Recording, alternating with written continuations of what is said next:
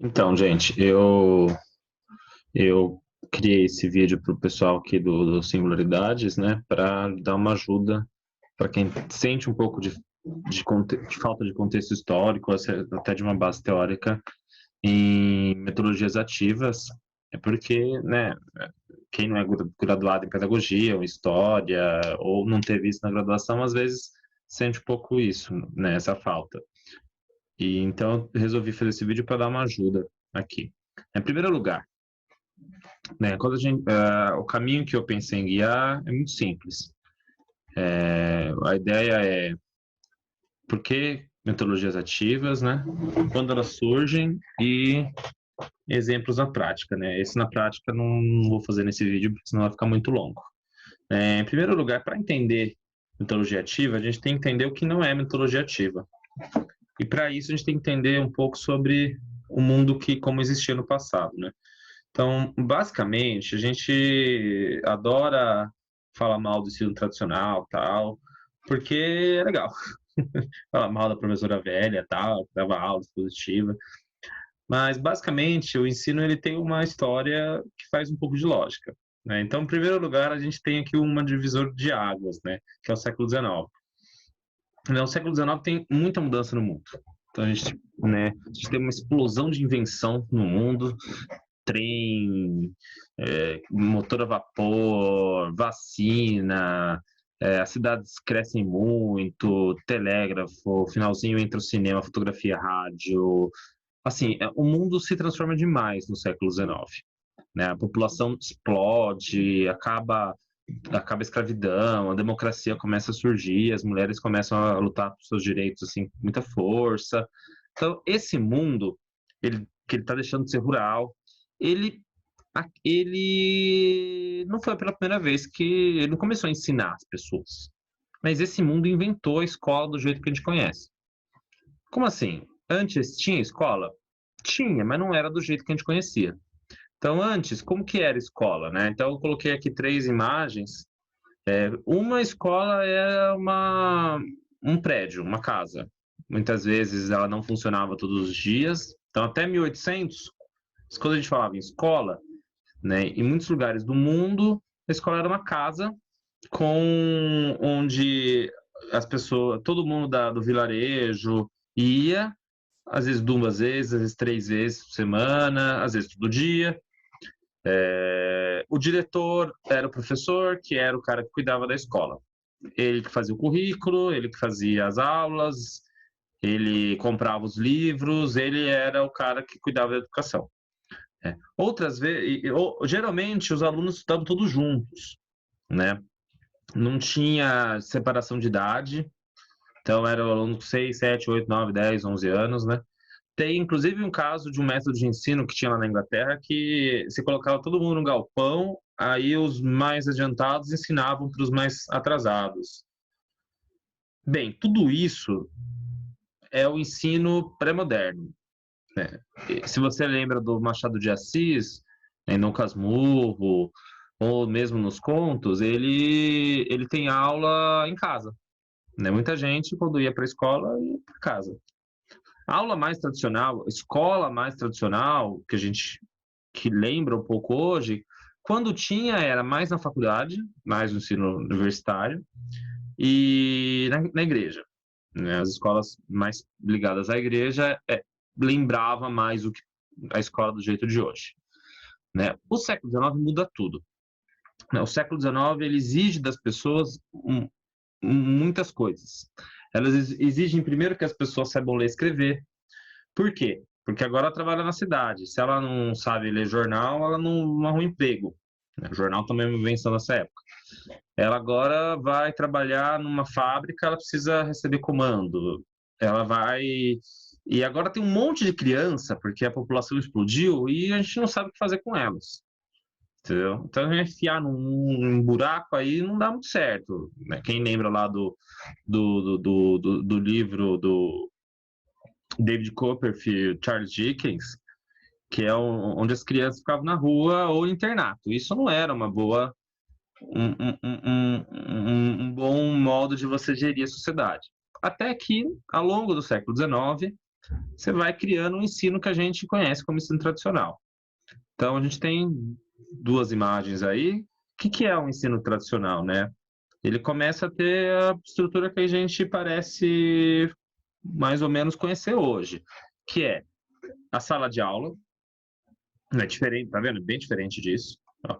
A sala de aula onde o professor é bem mais preparado para formar, ele vai estudar, inclusive. Né? Não tinha escola de formação de professores antes. Então surgem as escolas de pedagogia.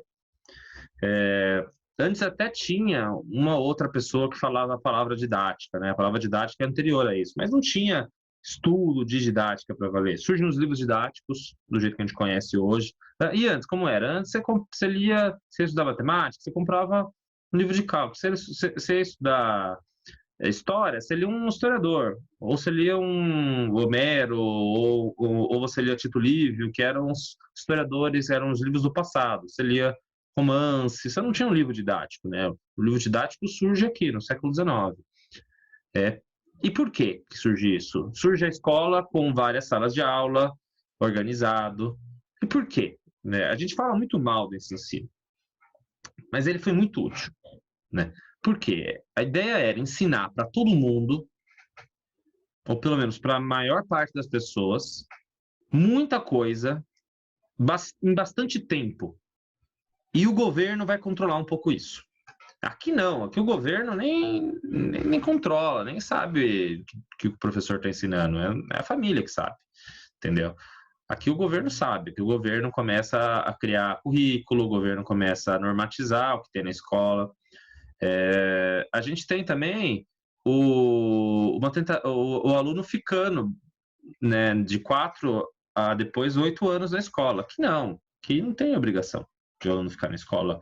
Né? Ele aprendeu a ler, escrever, contar e sai. Às vezes sai antes ou sai depois, depende da família. Então, o ensino tradicional ele tem uma lógica muito clara. Ele quer ensinar, presta atenção nisso aqui, para muita gente, mais ou menos a mesma coisa, ler, escrever, contar, noções de história do seu país, noções de geografia do seu país, noção de ciências, né, antigamente chamava história natural, noções de religião, depois a escola vai tirando isso de religião e vai deixando a religião para a igreja. Para quê? Para essas pessoas trabalharem mais ou menos na mesma coisa.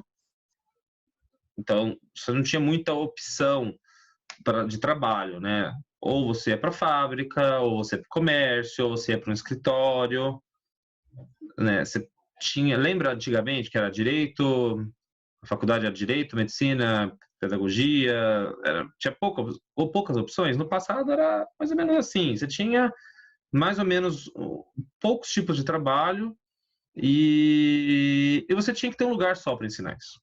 Um lugar que fosse barato, porque estava construindo escola para caramba e tinha que ser mais ou menos padronizado.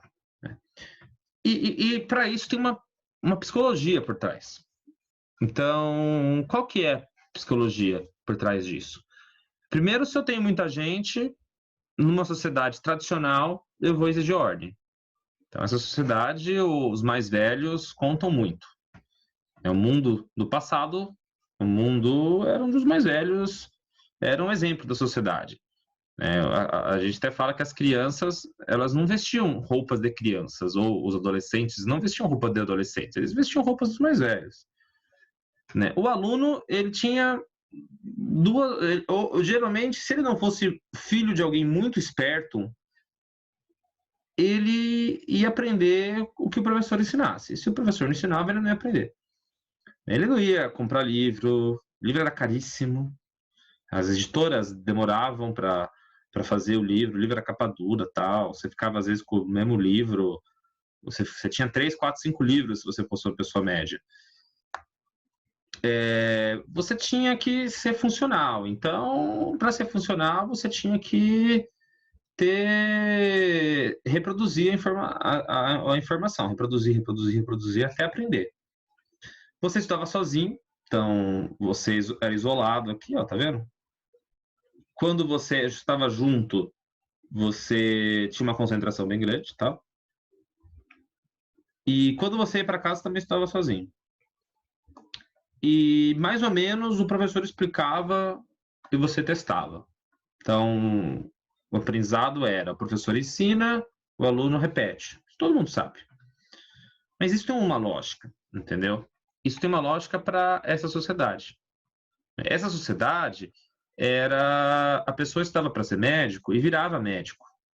E dificilmente ia pegar um livro para ler de novo. Ele virou médico, ponto. Ele vai repetir aquilo que ele aprendeu na faculdade e na escola. Ele não vai mudar muito como pessoa. Se ele virou médico lá com 20, 30 anos, ele vai manter a mesma identidade ao longo da vida. O seu relacionamento, mas sua carreira principalmente, é fixa. Você virava trabalhador de escritório, você ficava trabalhando no escritório. Você, você tem toda essa lógica aqui. Você tinha que decorar, cara. Você não tinha muita opção. Não tinha livro suficiente. Não tinha muitos lugares para você aprender. Se você não decorasse, você não saberia. Aquele era o seu momento de aprender. Por isso, tanto foco na memorização. Ok? Então, esse ensino tradicional, que surge lá em metade do século XVIII, perdão, século XIX, 1800 e pouco, ele vai se estabelecendo e ele vira mais ou menos isso aqui, ó. Então, tem uma série chamada, né, Amiga Genial, e nessa série que tem na HBO, o, a nossa aluna, ela está numa escola, né? E aí é bem interessante o que ela vê lá. Olha como que é a série.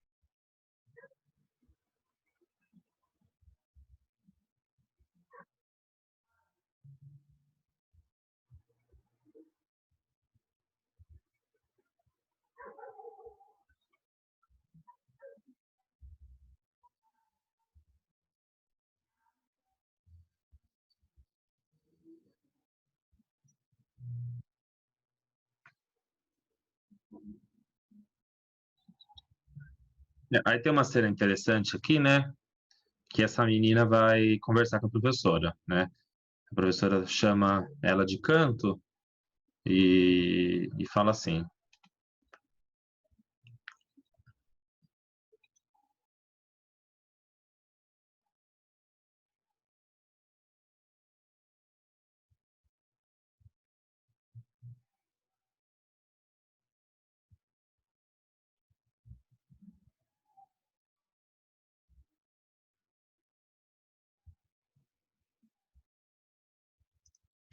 então, assim, qual que é a mensagem aqui, né? A moça veio de uma família pobre e ela não é jornal, entendeu? Ela iria virar mãe de família, ela iria morar lá passem na Itália, em Nápoles, ela ia ficar pobre, ia trabalhar num lugarzinho lá, e a professora falou: olha, tá aqui o jornal, e aí vai mudando com a cabeça dela. Mas se não tivesse isso, ela ia ficar nessa vida mais com menos transformação. A possibilidade de alteração social era menor, entendeu? Então, era uma escola que, que você vai ter uma baixa mudança socioeconômica, uma escola muito hierárquica, você viu a professora, né, até tinha menos professora, aliás, poucos professores, não tinha uma formação em massa, o professor é o central do conteúdo e o aluno, ele até aprendia coisas difíceis, mas não na escola. Na escola você tinha que estudar por conta e, e curiosidade, né? Algumas coisas que eles estudavam nós acharíamos impossíveis, tipo aprender grego para ler em grego, né? Isso é um alto nível de complexidade, mas é um tipo de decoreba. Você tem que decorar lá a Ilíada. Bem, essa escola, ela fazia muito sentido para esse mundo. E quando ela dava errado, o que significava dar errado? Significava que a criança fracassava, repetia de ano, saia da escola. Pouca gente percebia. Percebia quando saía no começo da escola, mas no fim, né, que se você sabe ler, escrever e contar, beleza, mas se você não aprendeu mais a capital da Bielorrússia ou a crise política do Equador, tá de boa, ok? Não vai mudar a sua vida. Até que vem a psicologia por trás disso, né? A psicologia por trás disso, basicamente, é um saber fazendo, ou seja, muitas práticas que são ensinadas são práticas normatizadas pela tradição, os professores faziam, então a gente repete. E uma outra parte é o que a gente chama de behaviorismo, que é o comportamento. Se eu tenho muita gente no mesmo lugar que precisa memorizar, eu controlo o comportamento. Então, o professor controla. O professor controla o que vai ser ensinado, o professor controla como vai ser a lição, o professor controla o comportamento dos alunos. O professor faz atividades para o aluno repetir. Isso vai ser criticado de uma forma muito caricatural no Not Break the Wall, do Pink Floyd. Mas tinha uma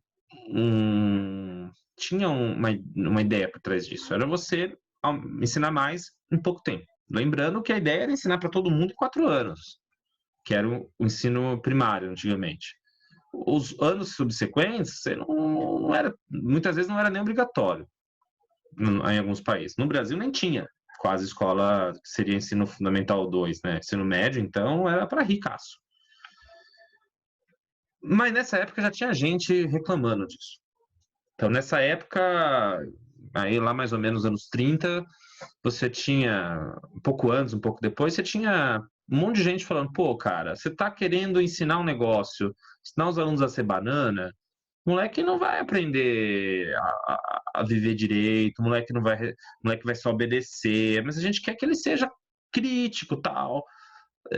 Um americano teve essa ideia, o John Dewey, e propôs uma escola nova. Ele falou, cara, vamos focar no aluno, vamos focar não no que o professor quer ensinar, mas o que o aluno quer aprender. Então, vamos fazer a aula mais interessante, uma aula que o aluno desenvolva para o seu trabalho. Vamos partir da experiência concreta dele, ou seja, ele pegar alguma coisa e aí ele refletir sobre isso. Aqui no Brasil, lá nos anos 30, teve vários educadores, o Anísio Teixeira foi um deles, que ele falou que a escola tem que se abrir para entender principalmente o que os alunos querem. Vamos fazer novos métodos didáticos, então vamos fazer experiência, experimento, vamos trabalhar em grupo.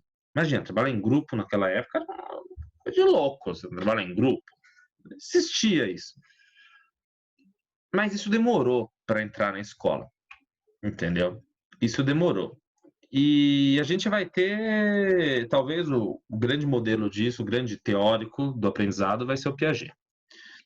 O Piaget, assim, basicamente, ele propôs uma nova forma de aprendizado, que as pessoas aprendem construindo o seu conhecimento, ou seja, ao invés de ela ficar ouvindo, ela vai lá e forma na cabeça dela o conhecimento do jeito dela. E isso, basicamente, grosso modo falando, é o que a gente chama de construtivismo. Então, ao invés de eu ficar ensinando o moleque lá a decorar o que é banana, eu vou colocar uma banana para ele e ficar questionando o que é isso, é uma fruta, não é? Coloca na mão, sente a banana, cheira, aí toma nota, ver o que tem dentro. Para o Piaget, o aluno tinha que aprender mais, quando ele era mais novo, ele tinha que ter muito mais foco no concreto, porque ele não consegue entender coisas difíceis como Estado, como governo, isso é muito complexo. Eu deixei aqui 2 links para explicar melhor o construtivismo, né? Mas basicamente a ideia é de que o aluno vai ter que ver sentido naquilo que ele está aprendendo, senão ele não vai aprender direito, ele vai ficar repetindo. Bem, isso tudo teve muita influência no Brasil, mas essa influência ela ficou meio torta. Primeiro que ela teve uma influência gigantesca no Fundamental 1, na pedagogia. Nas licenciaturas, História, Geografia, Matemática, a influência do construtivismo foi muito mais nominal, se falava do construtivismo do que aplicava. Muito foco na alfabetização. O construtivismo focou muito em como as crianças leem, aprendem a ler. Pouco foco em outras áreas. Aqui no Brasil, principalmente, né? E muito se pensou sobre como organizar o currículo e a escola. Então, como a gente vai mudar a ordem das carteiras, como a gente vai mudar o currículo, mas pouco em técnica, né? Você não acha um livro de 1970 construtivista com técnica de professor ensinar a ser construtivista, que é uma reclamação que deu origem aquele ditado que na faculdade se ensina teoria e não a prática. Vem mais ou menos daí. Você pensa o currículo, pensa a organização escolar, pensa a alfabetização, mas você não treina o professor exatamente a prática de ferramentas, metodologias. O que fazer? Então, isso chegou muito forte no Brasil, digo assim, que até dominou a faculdade de pedagogia. Dominar a faculdade de pedagogia não significa que dominou o mundo na prática. Aí vem, pum, o século XX, ele muda tudo, cara. Né? O século XX é a maior mudança de comportamento da história, muito rápido, então 20, 30 anos, muda tudo. Como assim muda tudo? Muda tudo. Vou dar 2 exemplos aqui do que muda. Né? Sua avó saiu do campo e foi para a cidade, cara. Quase todo mundo, a sociedade brasileira era rural e migrou para a cidade. Isso no mundo inteiro. Chegou na cidade, o emprego mudou. Os jovens mudaram. Né? Tem uma foto aqui da Guerra do Vietnã. Os jovens falaram, não, esse bando de veiarada aí não sabe mais nada. Então, o século XX foi uma transformação absurda. A tecnologia, então, acelerou absurdamente. E a gente chega no final do século XX com o quê? Com ninguém sabe como vai ser o mundo, porque mudou muito rápido, então é como se fosse uma montanha-russa que você fica passando nela e quando você acaba, você tá meio tonto. Você não sabe direito onde você está, você não sabe entender, você não sabe, digamos, o que vai ser, porque você não sabe onde você está. O mundo está sendo destruído ao mesmo tempo. Um monte de produto, tecnologia nova. Aí você pensa, a máquina de costura surgiu no final do século XIX, e é a mesma hoje, máquina de costura. O carro, basicamente, que a gente conhece, o funcionamento dele é mais ou menos o mesmo, do início do século XX para o final. Melhorou algumas coisas, mas o grosso é o mesmo. O computador de 1990 e o computador de hoje, não tem nada a ver. Todas essas histórias de aplicativo tem 10, 15 anos. Né? Aplicativo surge com o iPhone em 2008, 2007, 2008. É tudo muito rápido. E a globalização muda tudo. Gente, globalização faz todo mundo circular no mundo, os países competirem, coloca o emprego muito focado na área de serviços. Tem um cara chamado Yuval Noah Harari que ele diz que para o século XXI você vai ter que ensinar coisas que a gente nem aprendeu direito. A gente vai ter que ensinar inteligência emocional, resiliência, aprender a tomar porrada. E principalmente, como tudo muda muito rápido, você tem que ensinar a sempre aprender, a sempre mudar. Olha como é diferente disso. O médico não esperava mudar muito rápido a profissão dele aqui. E a escola, né? A escola. E a escola entra numa crise ali no final do século XX, né? Por quê? Porque basicamente você tem você tem a informática chegando na escola e dizendo vai tudo mudar, mas ninguém sabe direito como. Primeiro a televisão, mas depois a informática mudou tudo. Aí teve um exame chamado PISA, que saiu em 2000 e pouco, e esse exame mostrou que países que se achavam que estavam muito bem, tipo Alemanha, Estados Unidos, não estavam muito bem na escola, no ensino. Então, peraí, eles vão ter que mudar o que se ensina, o jeito que ensina, porque não, eles estão lá atrás no ranking. Geração milênio, aquela geração que cresceu conhecendo a internet, já está deixando todo mundo doido. É indisciplinado, é rebelde, aprende sozinho as coisas. Você coloca o computador, ele aprende, coloca o celular, ele aprende. E aí começa a surgir na área da saúde um termo chamado metodologia ativa. Então eu achei aqui, ó, 2 estudos, 2005, ó, reflexões acerca de aprendizado baseado em problemas, educação médica, neurologia. Por que na saúde, né? Porque na saúde perceberam que o ensino muito teórico matava. Você ia lá e operava errado. Então começaram a propor formas diferentes de aprendizado, onde os médicos iam aprender na prática.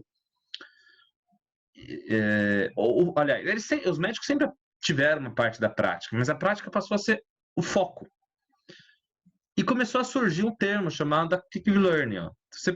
Já existia, óbvio, no mundo ó, aqui, mas o termo ó, Active Learning, ele passa de 5 mil no ano 2001 para em 2015 tem 25 mil citações no Google Academy. No Brasil quase não tinha, ó, metodologia ativa. Aí lá em 2007, tal, começa aí, ó, faz 5, 6 anos, bum, explodiu. E o que foi isso? Foi isso que a partir dessas transformações, o pessoal começou a trocar ideia, pessoas aqui do Brasil com os Estados Unidos, com a França, a Finlândia. A professora foi lá para os Estados Unidos. E começaram a revalorizar o construtivismo. Paulo Freire entra muito nisso, inclusive. Mas não para você construir uma escola diferente, ou você focar no que os alunos vão aprender exatamente. Mas focar como os estudantes vão aprender.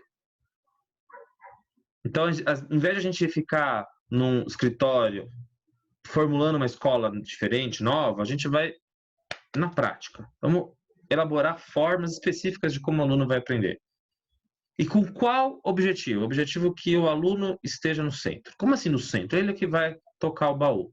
Ele que vai levar a aula. Eles que vão ter que pensar. Think hard significa forçar o pensamento. Eles vão ter que ir além. Eles não vão aprender só o que ouve, mas aprender a encarar desafios. Por quê? Porque eles vão encontrar desafios na vida. Então, como que eu vou aprender a entender esse mundo zoado e complexo se eu só ouço e sou receptor? E aí começa a vir para a educação a ideia de valorizar como aprender a aprender, como aprender de formas diferentes, como resolver problemas, como trabalhar em grupo. Tudo isso, aqui a Cláudia Costin fez esse slide, vai dar no aprendizado ativo. Ou seja, a gente vai estabelecer métodos onde o aluno, ele que escolhe o caminho que ele vai seguir, ele que escolhe o tema que ele vai trabalhar, ele que ajuda a resolver os problemas em grupo, ele que procura o conteúdo em grupo. Então, ele não vai ficar só ouvindo o professor. E aqui eu coloquei uma lista de de nomes em inglês de aprendizado ativo. E aí eu paro aqui. Por quê? Porque aí a gente vê o que é esse aprendizado ativo, desde o Minute Paper até o Jigsaw, Role Playing, aprendizado baseado na investigação. O que são essas coisas? Mas o que eu queria era entender da onde vem a ideia de metodologia ativa. Então, ela vem quando esse mundo aqui vira passado, assim como esse virou passado, e os desafios da metodologia ativa são para encarar isso daqui. Beleza?